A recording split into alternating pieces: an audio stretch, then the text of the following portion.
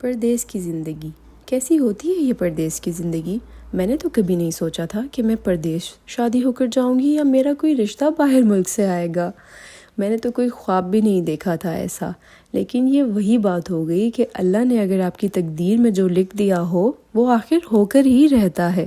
تو میرے ساتھ بھی کچھ اسی طرح ہوا، جو چیز کبھی آپ سوچتے نہیں ہو اور وہ اچانک سے آپ کی زندگی میں ہو جائے تو بس سمجھ جائیں کہ یہ اللہ کی طرف سے ہی ہے، اور اس چیز پر شکر ادا کرنا چاہیے۔ اور مجھے اب تک الحمدللہ جو بھی ملا ہے میں نے اس ہر چیز پر شکر ادا کیا ہے، اور اسی طرح سے میں جب بھی کسی بھی چیز پر شکر ادا کرتی ہوں تو یقین جانیں مجھے اس سے ڈبل اور اس سے بہتر ملتا ہے۔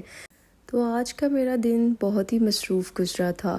میں صبح اٹھی تھی، ناشتہ بنایا تھا، پھر میں بچوں کو اسکول چھوڑ کر آئی تھی۔ میں نے سوچا آج صبح جلدی سے گروسری ختم کر دیتی ہوں تاکہ بعد میں تھوڑی شاپنگ کرنے جا سکوں۔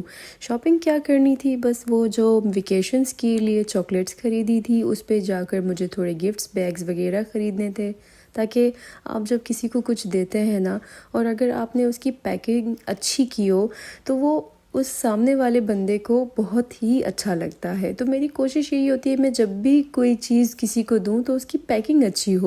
پھر ہم باہر آ گئے تھے تو ہم نے سوچا آج کچھ باہر ہی کھا لیتے ہیں۔ میں آ گئی ایک لوکل شاپ پر، یہاں کی پنینی مجھے بہت پسند ہے۔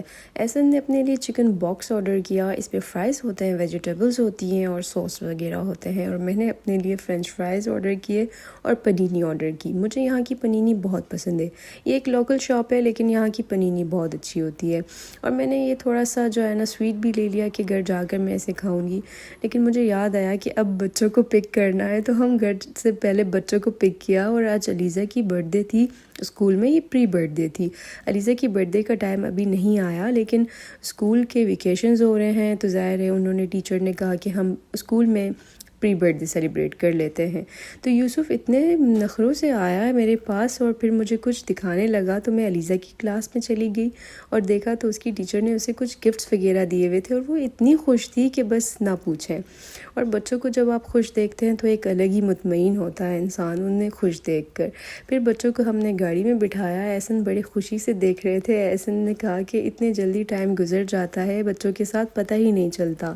ملتے ہیں آپ سے اگلے ولاگ میں، تب تک کے لیے اپنا بہت خیال رکھیں۔ اللہ حافظ۔